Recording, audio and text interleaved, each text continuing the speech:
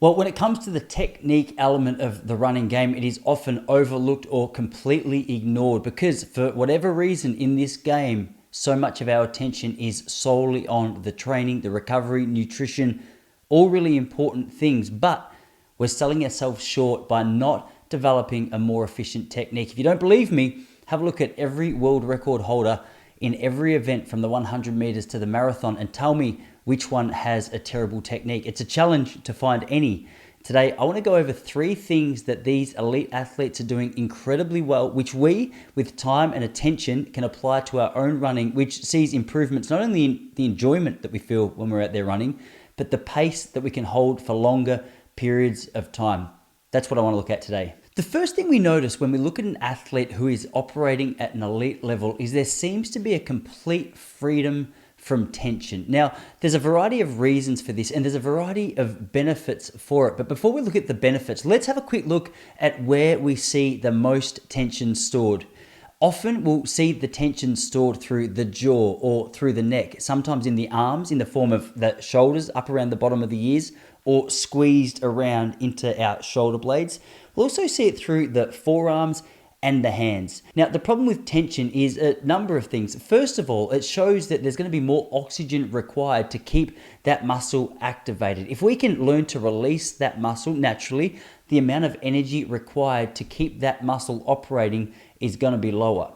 But on a more practical level, the tension points actually impacts the efficiency of our movement. Now, we could do a whole video on each of the tension points that we might see and the impact that that has on our running performance. But one of them I just mentioned was the shoulders in between the shoulder blades. Now, if you just sit where you are right now and squeeze those shoulder blades together, you can feel your chest tighten up. You can feel your back tighten up. Now, just while you're sitting there, try and take a deep breath.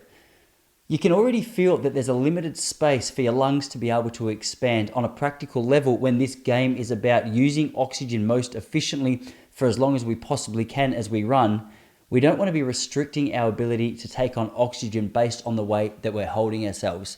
Now, the first step in learning to eliminate tension is just becoming aware of it. So many of us don't realize it comes on because it comes on progressively throughout a race. You'll see it mostly when we start to get more and more tired or when we get more and more stress. You'll also notice it when you go from a slow jogging pace to a really fast pace. It's the reason that some athletes look good when they jog and you see them start sprinting and you go, what happened? Technically, something's out of whack. So if you can, over the course of different stages of your day, whether it be walking to a jog or a jog to a run, or from an easy run to a more fatigued level of your run, start to pay attention to, hey, can I feel any points of tension within my body right now?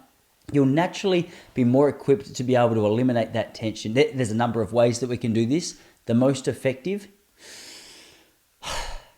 a big exhale. Nothing releases tension like a big exhalation. First of all, become aware of where the tension is. Second of all, learn to release it. We can practice some habits over time which can completely eliminate it, but for a place to start, this is where we should do it.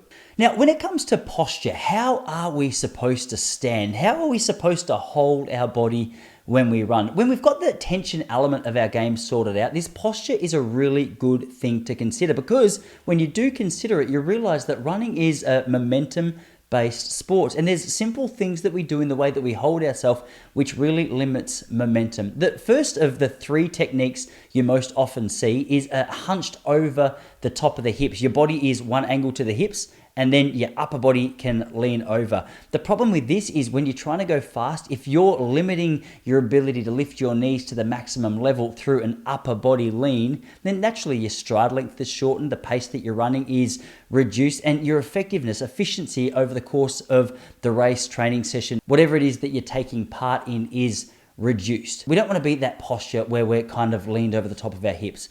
The other one that you'll often see, which is also ineffective, is the athlete that is on such a backwards lean. They look so upright, perhaps they even are leaning back, that there's such a heel striker. With each and every step, it's almost as though the brakes are placed on each stride. Now, from a momentum perspective, this makes sense. If you've got the mass of your body weight over the back of your hips and you're trying to take your body forward at pace, it just doesn't quite line up. So somewhere in between these two postures is the sweet spot. If you look at an athlete like David Rudisha or Josh Kerr, Ingebrigtsen, Eliud Kipchoge, you'll notice that there's no forward lean from above the hips. You'll notice that there's no back lean, but it's almost as though there's a beautiful one-directed angle from their heels to the back of their head. If you look at the running from a momentum-based perspective, you'll notice that carrying that kind of mass at that kind of angle lends itself to a more efficient running. With each and every stride, your body is already in a position to propel itself forward. So if you're too far either side of that, you're going to see some real limitations to the effectiveness of the way that you move. The third thing, you want to consider the arms. Now, we often hear the cliche that you hold your arms at around 90 degrees. That's a great place to start. But more importantly, this ties back into the first point. This is where we see so much of the tension. You want to make sure that not only are your arms held at 90 degrees, but they are relaxed. And more than that, they are in sync with your stride. A lot of athletes think they have to take a RoboCop approach to the way they move their arms. They look very mechanical. When you see someone thinking, okay, I'm focused on technique, they start to get very deliberate with technique. The problem is when you get really deliberate about technique, you create elements of tension within your arms and shoulder blades and neck and places we spoke about at the outset of this video that didn't need to be there. Take a look at an athlete like world record holder over the 1500 meters, Hisham El Guerrouj, and you'll see that his arms are essentially just little levers going for a ride with his lower body.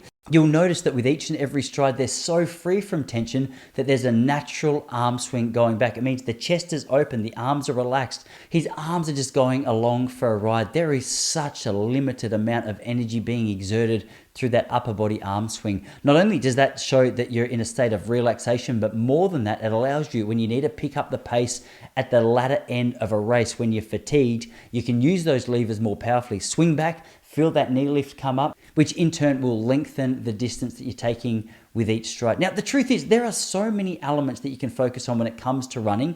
These are three great places to start. Don't overwhelm yourself with every little micro detail. Get a couple of the foundational elements, the scaffold in place, and then we can start to develop more intricate details of your own running technique. If you would like to get more details on your own running technique, here at Relax Running, we offer an online technique analysis using our technique analysis app, which gets you to run at various paces, recorded from various angles, and we work together to eliminate points of tension and increase the efficiency of your running technique. If you're interested in finding out more about that, you can hit the link which I've included in the description to this video. That's a really great place to start. Guys, I hope that was helpful. If you've got any questions in the meantime, happy to answer them in the comments below. But for now, happy training, and I will see you all here again next week.